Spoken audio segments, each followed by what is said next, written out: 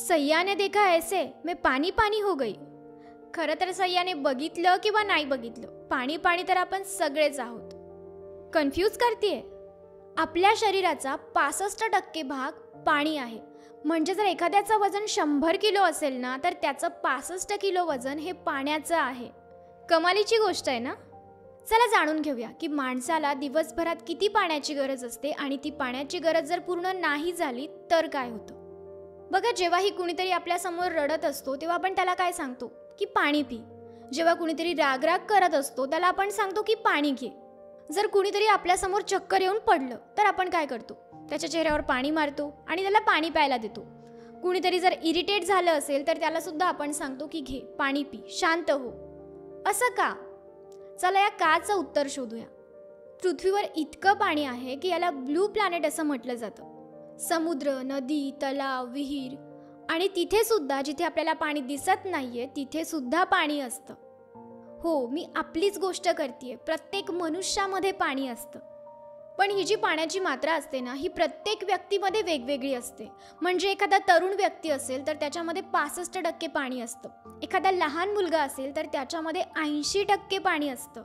आणि एखाद्या वयस्कर माणसामध्ये 50% पाणी असतं.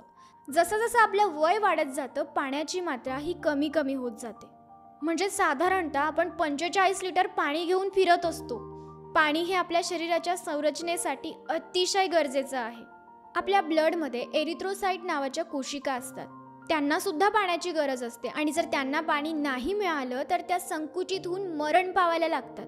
अगदी याचप्रमाणे जर आपल्या मांसपेशींना पाणी नाही मिळालं तर ते लवकर संकुचित होत जातात.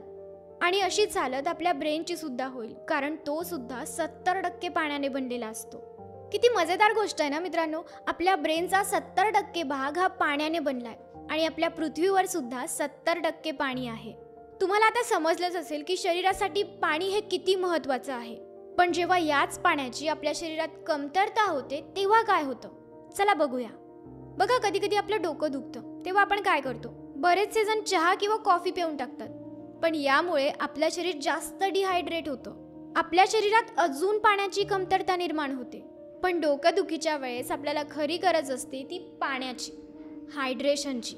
बघा, रिसर्चनुसार 20 किलो मागे 1 लिटर पाण्याची गरज असते.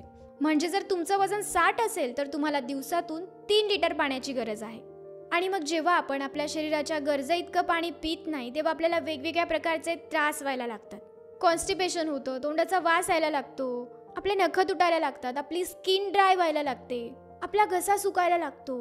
याशिवाय आपल्याला बऱ्याचदा थकवा येतो, आपण चिडचिड करतो आणि याचं कारणही कुठेतरी कमी पाणी पिणंच असतं.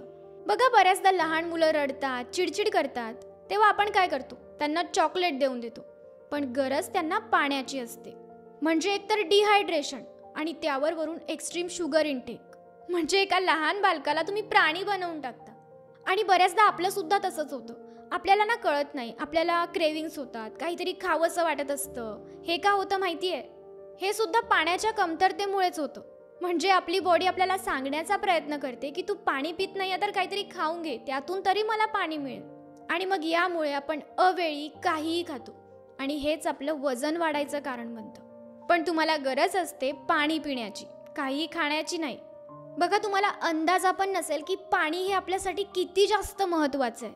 आपल्या शरीरातल्या सगळ्या इम्पॉर्टंट गोष्टी या पाण्यावरच निर्भर असतात. पाणी हे न्यूट्रियन्सला आणि ऑक्सिजनला शरीराच्या कोशिकांपर्यंत पोहोचवण्याचं काम करतं. आपल्या रक्तात जो प्लाझ्मा असतो ना, तो सुद्धा पाण्याने बनलेला असतो. रक्ताचा जवळजवळ 55% भाग प्लाझ्मा आणि बाकी 45% भाग red blood cells, white blood cells आणि प्लेटलेट्सने बनलेला असतो. जर शरीरात पाणी नसेल तर आपली इम्युनिटी सिस्टीम सुद्धा ठप्प पडून जाईल. याशिवाय पाणी हे आपल्या शरीरातला कचरा बाहेर काढण्याचं काम सुद्धा करतं.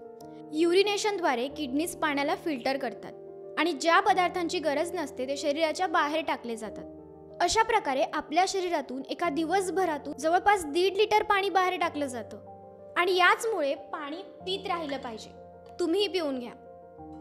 बघा, आपल्याला जेवणातून जे पोषक तत्व मिळतात ना, त्यांना पचण्यासाठी सुद्धा पाण्याची गरज असते. म्हणजे आपल्या शरीराला आपलं जेवण तेव्हाच लागतं जेव्हा आपण योग्य पद्धतीने योग्य वेळी पाणी पितो. आपण जे जेवण करतो ना, त्याचे छोटे छोटे तुकडे करण्यासाठी सुद्धा पाण्याचा इम्पॉर्टंट रोल असतो.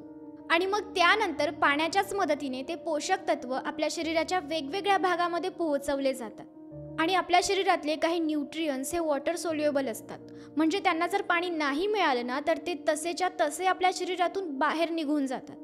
आणि उन्हाळ्यात तर आपल्या शरीराला पाण्याची प्रचंड गरज असते, कारण पाणी हे शरीराला गार करण्याचं काम करतं। कारण जेव्हा उष्णतेमुळे आपल्या शरीराला जास्त हीट व्हायला लागते तेव्हा पाण्याद्वारे शरीर घाम बाहेर टाकतं आणि आपल्या शरीराला थंड करतं। म्हणजे पाण्याशिवाय माणसाचं अस्तित्वच नाहीये आणि मनुष्यच काय, पाण्याशिवाय या पृथ्वीवर काहीच राहू शकत नाही। म्हणूनच तर म्हणतात पाणी हे जीवन आहे। मग कमेंट करून सांगा, तुम्ही याआधी दिवसभरातून किती पाणी प्यायचे हे तुम्हाला माहिती होतं का? तुम्ही काउंट करायचे का? आणि आता तुम्ही किती पाणी पिणार आहात?